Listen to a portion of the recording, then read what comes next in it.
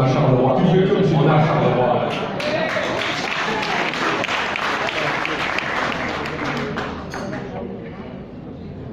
Bon, eh bien, tout liégeois que je suis, du fond du cœur, je suis très très heureux d'être à Charleroi cet après-midi.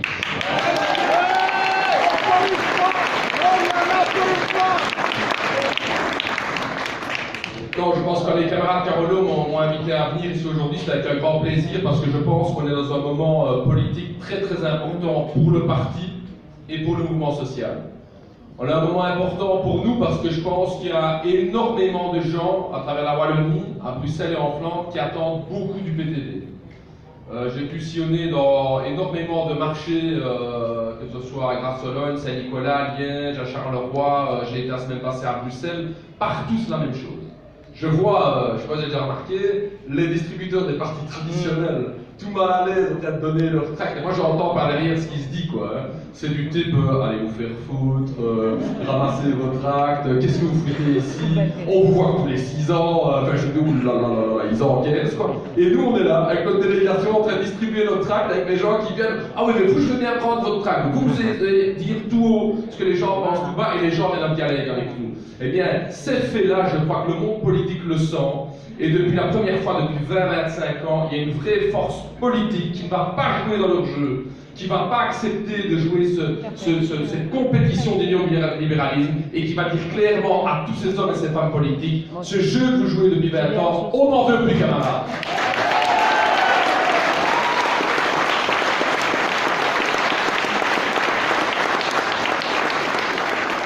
C'est évidemment le cas sur les thématiques communales, et ça je ne vais pas trop. Il n'y a pas vos micros à marié, je t'en viens. Je compare, c'est tout. Voilà, ça va mieux. Voilà, ouais, c'est vrai, il faut financer Charleroi. Mais on n'a pas beaucoup à Liège non plus. Et donc, je ne vais pas étaler évidemment sur les thématiques locales, parce que Sophie sera beaucoup mieux placée que moi pour aborder ces questions-là, mais je crois qu'au niveau fédéral, il y a un enjeu très très important qui se joue pour l'instant. Je sais pas si vous avez vu mon intervention mercredi passé au Parlement, j'étais assez énervé. Ça fait beaucoup de jeudi que je suis énervé, c'est vrai. Mais là, j'étais particulièrement. Et c'était vraiment dégoûtant, parce qu'en fait, le cadre ministériel vient de décider en fait, de retirer des acquis sociaux importants aux amis et camarades fonctionnaires, et celui en fait de ne plus pouvoir postposer 21 jours de congé, hein, donc les fonctionnaires fédéraux, les militaires, les policiers ont droit à 21 jours de congé maladie, qu'ils peuvent éventuellement transposer à l'année suivante s'ils ne les utilisent pas. Avec la logique très très simple qui essaie de dire, ben voilà, c'est en fin de carrière qu'on est un peu plus malade, donc c'est même logique qu'on puisse accumuler des jours de congé maladie qui permettent de maintenir le salaire. Et quand on y réfléchit, parce que c'était le premier point de mon intervention au Parlement, c'est vraiment logique. C'est quoi cette affaire de notre société capitaliste, dont la logique, c'est que quand quelqu'un est malade, non seulement évidemment il souffre de sa maladie, et j'avais lundi passé un camarade qui travaille dans la métallurgie, 55 ans et qui a dû affronter un cancer, 4 mois de combat avec la chimio, 4 mois de combat avec tous les médicaments qui permettent un petit peu de digérer la chimio mais qui le mettent mal à l'aise, 4 mois de combat, et en plus de ça, à partir de son premier mois de maladie, il perd 40% de son salaire. Dans notre société capitaliste, quelqu'un qui est malade perd 5 à 600 euros en plus du fait d'être malade. Eh bien, chers camarades, notre vision à nous au PTB, notre vision à nous du socialisme 2.0, parce qu'arrêtons-nous à ça, la société que nous voulons dans le futur, la société que nous allons gagner, la société qui ne sera pas le capitalisme, dans notre société à nous, je vous le dis haut et fort, les malades, non seulement recevront leurs médicaments afin de pouvoir affronter la dure maladie, mais en plus, on leur gardera l'entièreté de leur salaire, parce qu'il n'y a aucune raison que les malades en touchent 2 fois.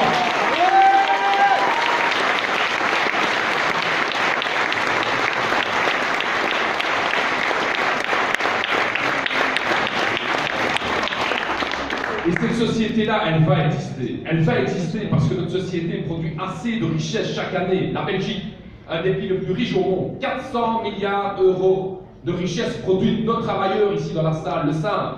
À quel point nos usines sont productives. À quel point nos scientifiques contribuent à produire de la richesse de plus en plus tous les jours. Tous les jours, on augmente encore chaque année de 2 à 3% la richesse produite. Et c'est pas le drapeau ici qui va me dire le contraire parce qu'on ne pourra plus le faire au bout de la salle. Je crois, depuis un quart d'heure, il fait humer, le drapeau. quand j'avais pas pris tout le flanc gauche. Et tu vois, le flanc gauche, c'est plus intéressant quand même. Ah oui, on est toujours la gauche dans l'autre, c'est bon si vous inversez.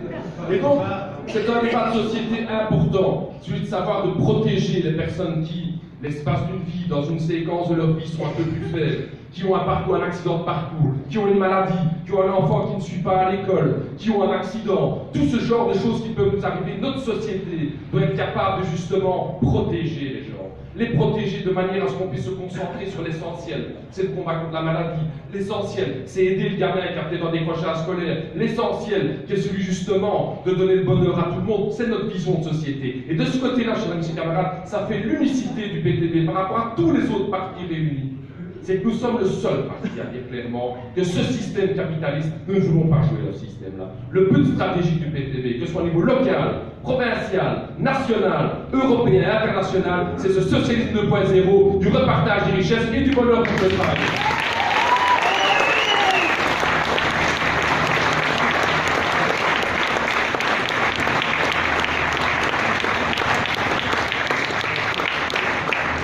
Il y a pire. C'est le système, c'est comment le système capitaliste arrive finalement à idéologiquement corrompre toute cette classe politique. Je ne vous parle pas ici des enveloppes sous la table. Là, je sais qu'à Charleroi, ça se fait directement. Des fois une enveloppe, à Liège, ça se fait plus proprement, ça se fait dans les intercommunales à Liège. Et donc, ce sont tous des systèmes qui permettent réellement d'amatouer le personnel politique pour qu'il contribue à maintenir le système en place. Dans ce dossier des congés maladie, le système il est très clair. Et c'est ça que j'ai dénoncé mercredi au Parlement. C'est que tous ces députés de droite, tous ces ministres de droite, qui votent cette loi qui va réformer le congé maladie des fonctionnaires, avec des arguments pour dire ouais, les fonctionnaires c'est des privilégiés, les profs c'est des profiteurs, ils travaillent que 20 heures par semaine, ils cumulent leurs jours de congé, c'est inacceptable, il faut arrêter tous ces profiteurs. Eh bien, ces mêmes politiciens qui disent ça devant les caméras, ces mêmes politiciens eux-mêmes, ils peuvent sur un mandat de 5 ans être malades 4 ans et 364 jours sans perdre 1 euro de leurs 6 000 euros de salaire. Eh bien, chers amis, chers camarades, sur 2 points de mesure du personnel politique belge, on en a marre et c'est avec fierté que le PTB dénonce ce genre de choses-là à la France.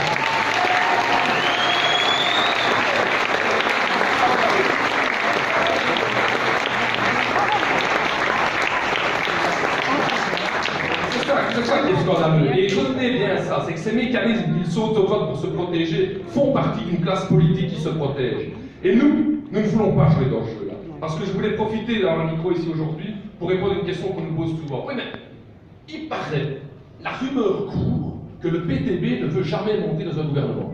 Vous avez entendu ça, ils se le sont répétés depuis 1 an et demi, le PTB ne partira pas au gouvernement. Eh bien, je vais profiter aujourd'hui de répondre à cette question. Jamais nous n'avons dit que nous ne voulons pas monter dans un gouvernement. Mais pour la première fois depuis 25-30 ans, il y a un parti qui dit nous, on ne veut pas monter au gouvernement à tout prix. Nous, on ne veut pas monter au gouvernement au prix de sacrifier nos principes. Nous, on n'est pas en train de négocier des préaccords. Alors, je voulais faire en melting pot à Charleroi, de ce que j'ai bien compris. PS, CDH, MR, PS MR, à Liège, PS MR, à Oupey, Écolo MR sur la même liste avant les élections. Au niveau d'Ixelles, PS, CDH, Écolo avant les élections. Tous ces partis sont déjà en train de négocier. Et je crois qu'ils ont oublié un petit détail accessoirement. Le 14 octobre, on vote d'ailleurs. Enfin, il faut le rappeler, parce qu'ils sont déjà en train de faire les grosses négociations. Nous, on n'est pas en train de faire des préaccords comme ça.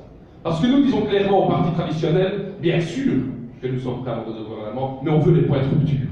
Des points de rupture.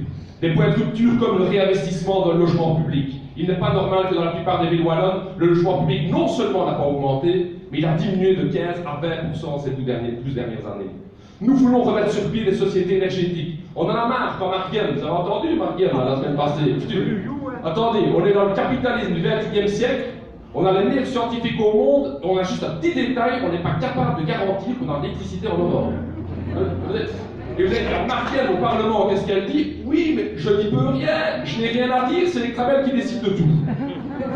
Non, attends, exactement, qu'est-ce qu'elle dit? Je lui ai dit, camarade, mais vous faites quoi alors là-bas? Alors elle dit, oui, je vais même, vous savez, en commission, on l'a même dit, j'ai interpellé le secrétaire d'État français à l'énergie pour que lui puisse s'adresser à Engie, qui est le groupe mère, pour éventuellement répondre à la ministre chez nous. Vous imaginez ça?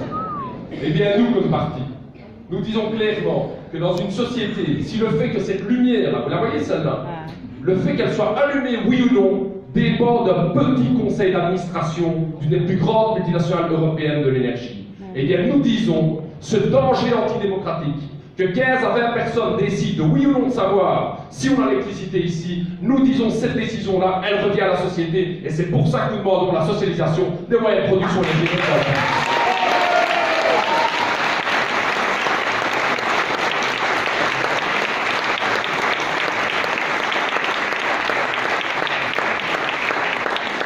Et donc, en matière de coalition à venir, que ce soit au niveau communal ou au niveau fédéral, il nous faudra des points de rupture très clairs. Alors, je vais faire un scoop pour personne, parce que souvent tout le monde demande à se positionner. Je vais le dire haut et fort ici pour ceux qui auraient un éventuel doute. Pour le PTB, ce ne sera évidemment jamais avec le MR ou avec le CDH, c'est particulier.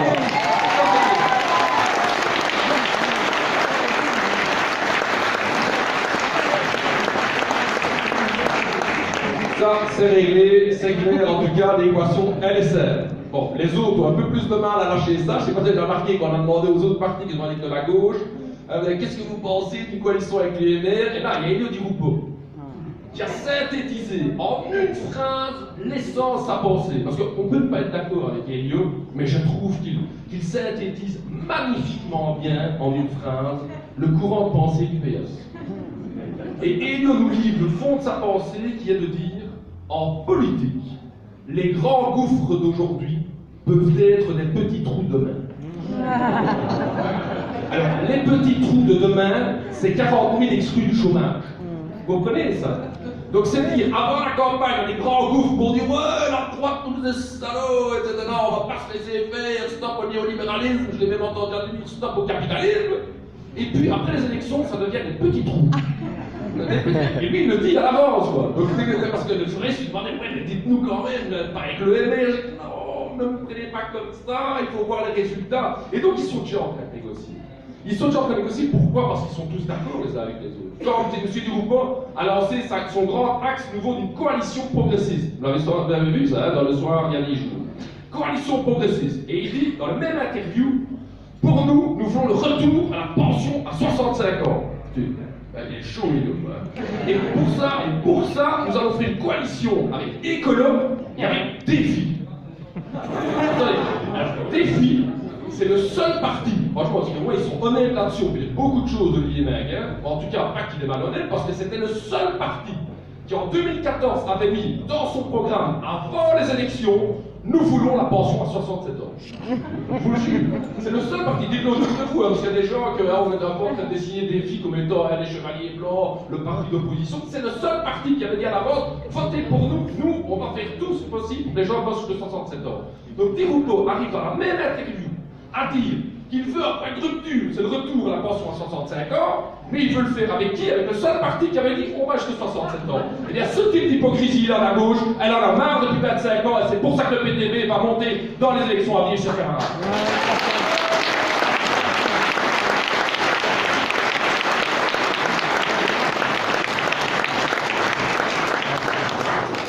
Il m'avait donné 10 minutes, mais bon. Jamais il me regarde, alors il fait comme ça avec son œil gauche. Il essaie de faire comprendre de par télépathique. Je ne te vois pas, Germain. Oui, tu pourrais, ouais. Mais donc, je vais finir par un point qui nous touche beaucoup au niveau du parti, c'est la question de l'organisation. Je crois que c'est un point très important parce que le capitalisme, hormis le fait qu'il tente de bourrer le crâne au peuple et de lui faire croire qu'il n'y a aucun espoir, qu'il n'y a pas d'alternative au système, il tente aussi de diviser les gens. Il les divise par l'individualisme. Il les divise par le racisme. Il les divise par la télévision, qui fait que les gens restent tout seuls à la maison pendant 3 heures en train de regarder et ne sont plus avec leurs collègues. Il le divise même pour nous décourager à aller au café. Bon, ici, ils ne réussissent pas tellement. Vous êtes de véritables résistants ici. Hein. Ah, attends. Donc vous voyez que, non mais c'est pas la rigolade, InBev par exemple, qui nous vend ces petits tonneaux là, tu vois ce que je veux dire, tu peux acheter des petits tonneaux, donc même pour aller prendre une petite bière à la pompe qui te faisait plaisir au café, on va te vendre le produit pour pouvoir faire ça tout seul chez toi à la maison. Donc la société est en train de tout faire pour nous isoler tout seul chez nous. Donc notre force à nous, au peuple, c'est celui d'être organisé. C'est une question importante, c'est pas une question qui est secondaire. Un peuple organisé, seulement s'il est organisé, il peut gagner. Organisé dans les organisations syndicales, organisé dans les organisations de sport, organisé dans les organisations de jeunesse, organisé dans les partis politiques, effectivement, comme le PTB. Le fait que nous nous voyons ici dans cette salle, que nous discutions ensemble, que nous soyons dans des réunions ensemble, que nous discutons la démocratie du parti, que nous construisons ensemble cette société future, c'est un point cardinal pour gagner.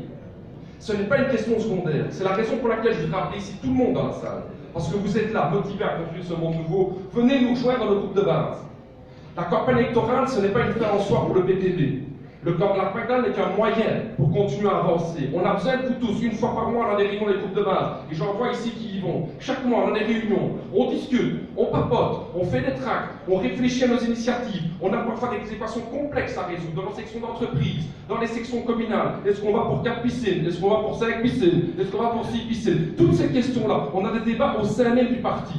Il est important que le peuple soit organisé et que ses meilleurs éléments combatifs se retrouvent au niveau du PTB. C'est un appel que je vous fais ici à tous, de venir rejoindre nos groupes de base. Il y a des formidables présidents qui sont ici dans la salle, ils peuvent lever leurs mains, voilà, ils sont là. Il y en a une, voilà, c'est déjà bien. Nous avons un groupe de base, on l'applaudit. Et donc, oui, ils sont tous avec le bar, c'est ça.